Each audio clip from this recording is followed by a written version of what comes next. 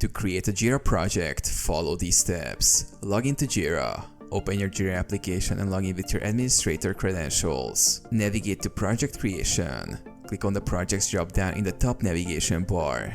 Then select Create Project from the menu options. Choose a project template. Jira offers various templates based on your project needs. You can choose from templates like Scrum, Kanban, Bug Tracking, or DevOps. Each template is tailored to different workflows. Select the template that best fits your project type. Click Use Template once you have selected the desired template. Configure project details. Enter a name for your project. Jira will automatically generate the project key, but you can customize it if needed. Choose whether the project should be company managed or team managed, which affects how the project is configured and administered.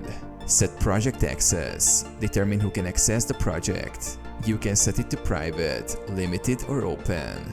Create the project. Click the Create Project button.